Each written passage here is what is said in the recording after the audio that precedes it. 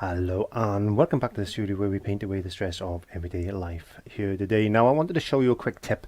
I wanted to talk about how acrylic paints dry. And I know a lot of you are having major problems in getting your paints to stay, well, stop from drying basically. It's time to learn with our friend Clive.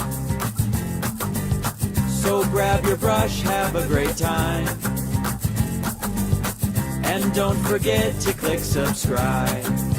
Because they evaporate very, very quickly. Acrylic paints are well known for that. Now it all depends climate, depends how dry you are or how wet you are, wherever in the world you live. You know, you might have high humidity and lower humidity.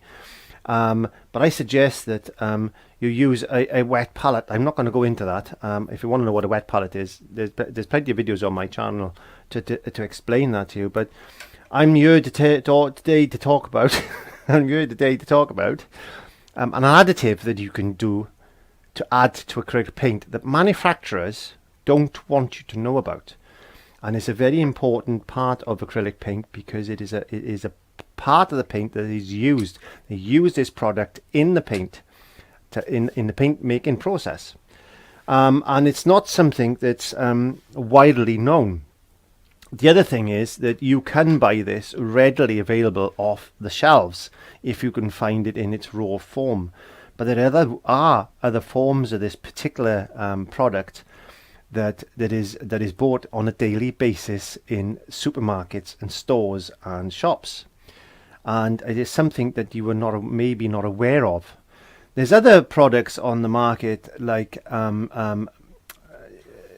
I got little retarders and things like this. This is a gel retarder. This is a retarder that's like a jelly that you can add to the paint, and basically that's all this stuff is this type of thing. So this is made using the product I'm going to be showing you in a second. And fluid retarders as well. It can be used as a retarder. So this is a liquid form. That was a jelly form. This is a liquid form, which is what I'm going to be showing you today. You can also use this as a flow improver. So basically what happens is the moisture in the paint, or the water in the paint, because there's water in the paint, evaporates very quickly. So if you've got a jar of water like that, if you've got a little pot of water like that, that water is eventually going to evaporate. So the more of this you add to paint, the more water you add to paint, the quicker your paint is going to evaporate. The quicker the evaporation, the quicker it dries. And that's basically what it does. Now, you're not supposed to thin acrylic paint down more than 45%, because then the properties of the paint start to break down, and then you get flaking and all these other stuff you don't really want to go into. So never add a lot of water to paint, especially acrylic paint, because it evaporates. So what are we going to do? We're going to show you now exactly what this fluid retarder is. That's what we're going to try and make today. Also a gel retarder like that. I'm not going to show you how to make that, but this is the same process. And from some flow improvers, you could use this as a flow improver as well, and you could put something else in there to allow you to thin your paints a little bit more, maybe. So what you need is some boiled tap water. So get some water out the tap, put it in the kettle, boil it, let it cool, and store it into a container like that, because it won't go sour then. So you're taking all the impurities out by boiling it. And then you need to do is put that into a container. You know, you don't need to make a lot of this. You can make this as much as this as you want. I don't use a lot of it. At the end of the day, that'll last me for ages and ages and ages, because as you know, all I do is put a little bit of moisture in one of these containers, and I'm away. And that's it. How much is in there? Well, I don't know.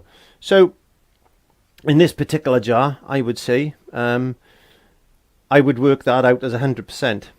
So there's 75% in there. This is how I work, because it's not rocket science. It really isn't.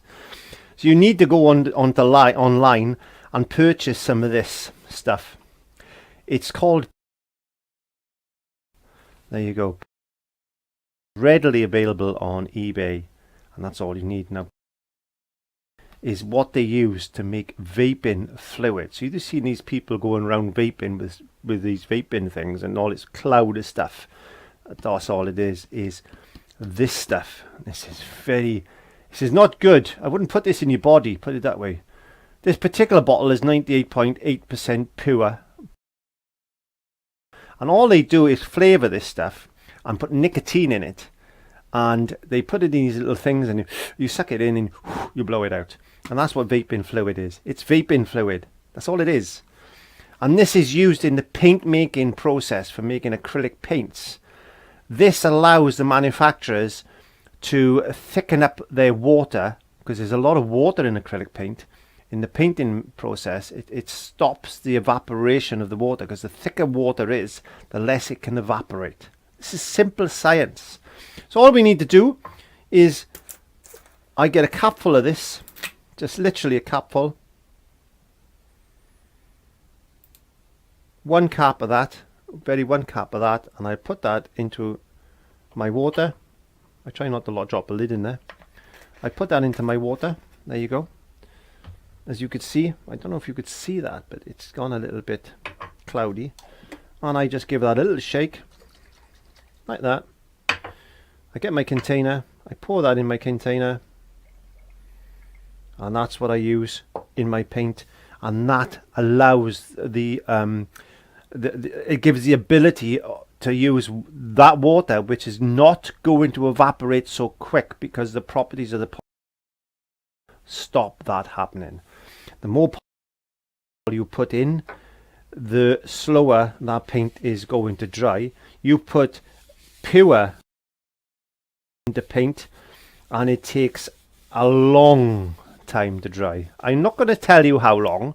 I will leave you experiment with that, because people do not learn unless they experiment. So that's a very, very easy tip, and you can make that into a gel form as well. And there's another product you can add to that. The only other thing that I do, there's some gloss medium. They say you can buy this. You can see the manufacturer. You can put a little bit of that. Let me go. You can put a little bit of that into there as well. A couple of drops of that into there. Get a brush, stir that around, and again you can add as much as you want. There's no set formula for that, and that's a medium in there that's going to allow you to thin your paints a little bit more than you would normally do. And the more medium you put in there, the better, actually, but you don't want too much. You don't want too much. There's some secrets for you, so go along and experiment and give it a try, and I'll see you next time. Don't forget to click the notification bell and subscribe. Bye.